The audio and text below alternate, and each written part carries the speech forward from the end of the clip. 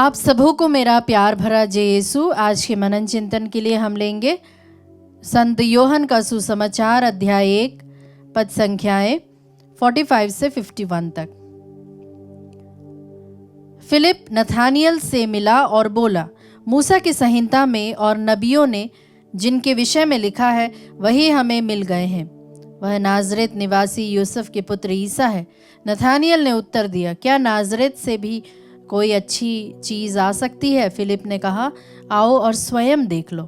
ईसा ने नथानियल को अपने पास आते देखा और उसके विषय में कहा, देखो यह एक सच्चा इजरायली है, इसमें कोई कपट नहीं। नथानियल ने उनसे कहा, आप मुझे कैसे जानते?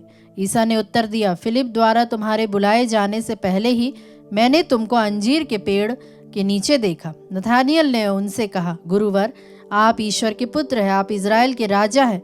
ईसा ने उत्तर दिया, मैंने तुमसे कहा, मैंने तुम्हें अंजीर के पेड़ के नीचे देखा, इसलिए तुम विश्वास करते हो।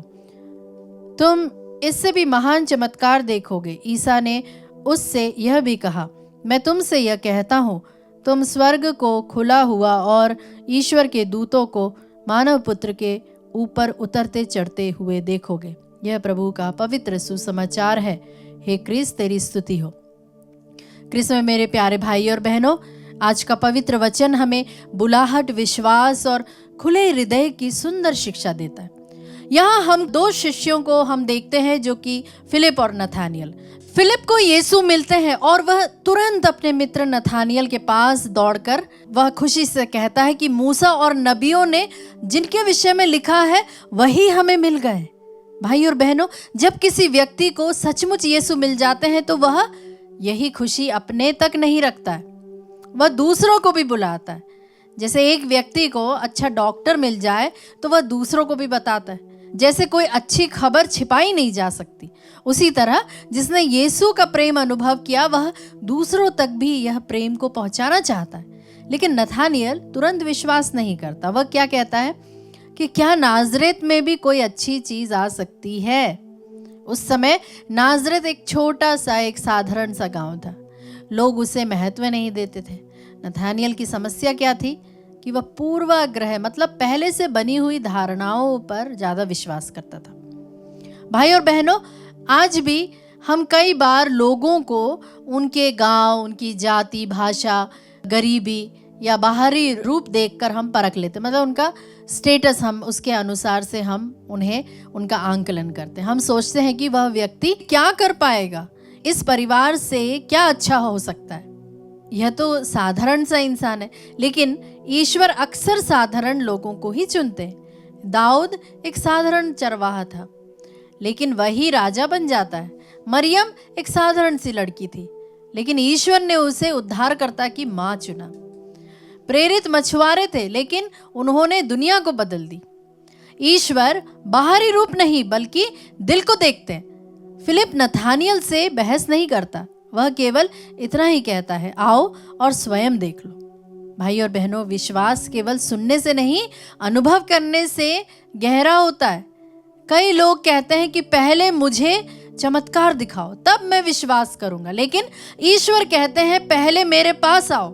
जब नथानियल यीशु के पास आते हैं तब यीशु कहते हैं कि यह एक सच्चा इजरायली है, इसमें कोई कपट नहीं।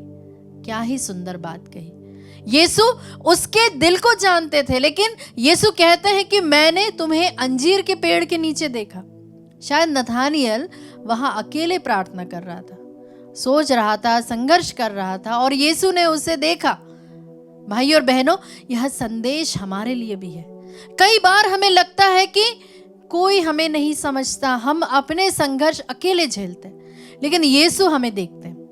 जब हम रोते हैं, जब हम प्रार्थना करते हैं, जब हम टूट जाते हैं, यीशु हमें देखते हैं। स्रोत ग्रंथ में लिखा है कि परमेश्वर टूटे मन वालों के नजदीक रहता है। यीशु केवल भीड़ को नहीं देखते, वे हर व्यक्ति को व्यक्तिगत रूप से जानते हैं। नथानियल तुरंत कह उठता है कि गुरुवर, आप ईश्वर के पुत्र हैं। एक मुलाकात ने उसका जीवन बदल दिया।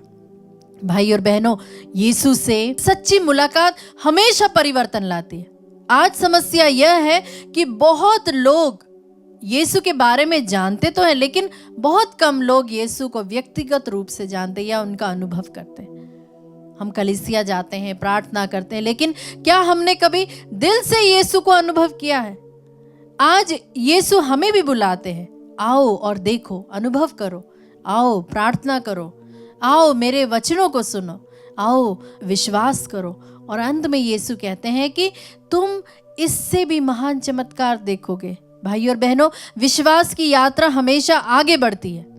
ईश्वर हमारे जीवन में धीरे धीरे अपने महान कार्यों को प्रकट करते हैं। आज का सुसमाचार हमें कई सारी बातें बताता है, जिनमें से मुख्यतः मैं बताना चाहूँगी कि पूर्वाग्रह को हमें छोड़ना होगा। मतलब कि ईश्वर किसी भी साधारण व्यक्ति के द्वारा महान कार्य करवा सकता है, और अगर हमारे अंदर कोई पुरानी बात को लेकर धारणा है तो उसे छोड़ना होगा। दूसरी बात जो यीशु कहना चाहते वो है, यीशु हमें व्यक्तिगत रूप से जानते हैं, हम कभी भी उनकी नज़रों से दूर नहीं है। और तीसरी बात जो प्रभु हमें निमंत्रण देते हैं वो कहते हैं, आओ और देखो, कम एंड सी। विश्वास अनुभव से गहरा होता है। इसलिए आइए हम आज प्रभु से प्रार्थना करें और उससे कहें, हे प्यारे प्रभु, हमारे दिल में हर प्रकार के पूर्वाग्रह और संदेह को दूर करने की कृपा प्रदान कर, हमें सच्चा और निष्कपट हृदय प्रदान कर, हमें आपकी उपस्थिति को अपने जीवन में अनुभव करने की कृपा प्रदान कर। और जैसे फिलिप ने दूसरों को आपके पास बुलाया, वैसे ही हम भी आपके प्रेम के साक्षी बन सके और दूसरों को आपके प्रेम में लाने पाए। आमीन।